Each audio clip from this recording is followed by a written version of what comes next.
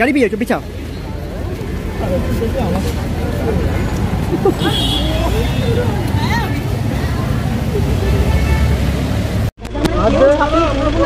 হ্যাঁ হ্যাঁ, কিচ্ছু করবো না আমরা।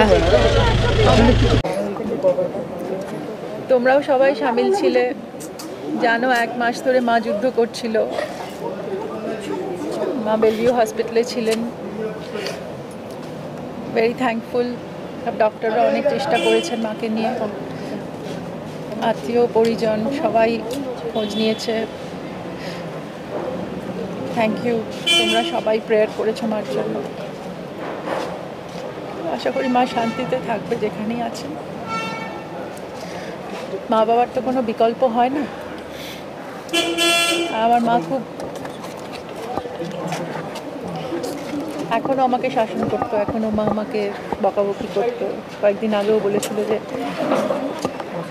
এখনও আসছো না তুমি, এখনও আসছো না তুমি। আর এই ফোনটা তো আর কোনোদিন আসবে না।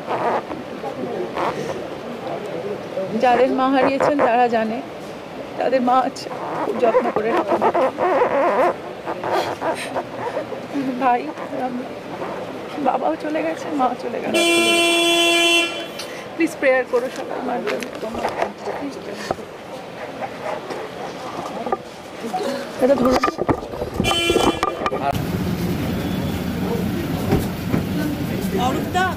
এরকম একটা লস কাকিমা আসলে শুধুমাত্র ঋতুপর্ণা সেনগুপ্তর মান বলে আমাদের কাছে নন, আমাদের দীর্ঘদিনের পারিবারিক বন্ধু। এবং সবথেকে বড় কথা, এত ভালো একজন মানুষ। কাকিমা অনেক দিন ধরে অনেক কষ্ট পাচ্ছিলেন। এবং ঋতুদির সব কিছু তো মাকে ঘিরেই না। বাবা যতদিন ছিলেন, বাবা গার্জেন ছিলেন, বাবাকে নিয়ে সবসময় শুনতাম। কিন্তু বাবা চলে যাওয়ার পর মায়ের গার্জেন ঋতুদি হয়ে গেছিলেন। মানে মাকে বকাঝকা অবধি আমি করতে শুনেছি যে মা এটা খেও না, এটা করো না, তো সুগার বেড়ে যাবে, এই হবে। তো ঋতুদির জন্য তো কি বলবো, আমি কিছুদিন আগে আমার মাকে হারিয়েছি, তো ফলে I know how exactly it feels. Please prayer করো সবাই মার জন্য। এটা অত্যন্ত দুঃখজনক। যে কোনো প্রিয়জন হারালে সবাই আমরা শোকাহত হই। আমি একটি কাজে ছিলাম, মাননীয় মুখ্যমন্ত্রী মমতা বন্দ্যোপাধ্যায় তিনি আমাকে ফোন করে বললেন ওনার সঙ্গে ঋতুপর্ণারও কথা হয়েছে, তিনি সবসময় সবার পাশে থাকেন। তো মুখ্যমন্ত্রী বললেন যে আমাকে এখানে আসতে, এবং ঋতুর সঙ্গে আমার দীর্ঘ প্রায় 20-22 বছরের সম্পর্ক। আমাকে ভাইফোঁটাও দেয়, এবং মাসিমার সঙ্গেও আমার খুব ভালো সম্পর্ক। তাই সত্যি আমার খুব খারাপ লাগছে। প্রিয়জন হারালে, আমিও মাকে হারিয়েছি এক সময়, আজকে ঋতু হারালো, এগুলো ভাষায় প্রকাশ করা যায় না। আজকে হচ্ছে না, ঋতুর হাজব্যান্ড নেই, ও কালকে ফিরবে।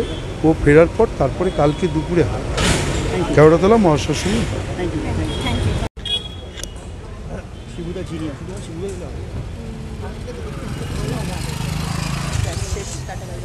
এই মুহূর্তে তো সত্যি কিছু বলার নেই। পরিবার, তুমি আগেই বলেছিলে, সেই পরিবারের একটি মানুষের আজকে এত বড় একটা দুর্যোগের দিন। একদমই তাই, একদমই তাই। মানে মাকে হারানো, এটা তো এটার পরে আর কোনো ভাষা হয় না। আর কীভাবে মাকে হারানোর পর কি মনে হয় সেটা কেউ বলতে পারে না, কারণ প্রতিদিন মাকে মনে পড়ে। তবে আমি ঋতুকে এইটুকুই বলবো যে ঋতু যা করেছে, কারণ আমি হসপিটালেও একাধিকবার এসেছি, ঘন্টার পর ঘন্টা থেকেছি, কোন সমস্ত চিকিৎসা করা হয়েছে। এবার সমস্ত চিকিৎসা যদি ব্যর্থ হয় তাহলে মানে মেয়ে হিসেবে, সন্তান হিসেবে ও কোনো ত্রুটি রাখেনি। মানে আমি ওর এবারে জন্মদিনে ওকে আমি লিখেছিলাম যে ওর মতো মেয়ে আর ওর মতো পুত্রবধূ হয় না। মানে ও এত চেষ্টা করেছে, কিন্তু ওই চেষ্টার হার মানতে হলো। তবে মাসিকে আমি সারাক্ষণ মনে রাখবো, যেমন সুন্দর, নরম, ফর্সা, যেমন বাইরেটা নরম ঠিক তেমনই ভেতরটাও ভীষণ নরম। আমার নাটক দেখতে আসতেন চতুরঙ্গ, যখন ও একদিকে সিনেমা করছে সুমন মুখোপাধ্যায়ের, আর আরেকদিকে আমি ব্রাত্য বসুর চতুরঙ্গ নাটক করেছি। ওই সময় মাসিমা দুটোই দেখেছেন, দুটোই দেখে এসে আমাকে বলেছে আমার দুই মেয়েরই দেখেছি আমি।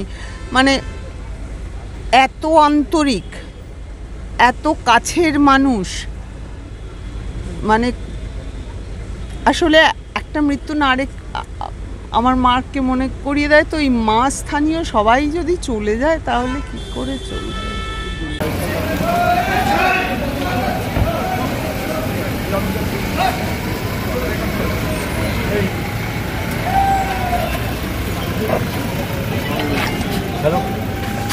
লসই বলা যেতে পারে, কি বলবি?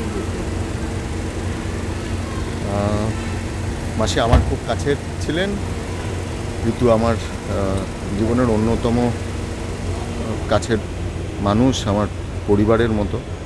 কাজে আমার পরিবারের মানুষ আজকে চলে গেছেন, এর থেকে বেশি কিছু আর বলার নেই। Thank you.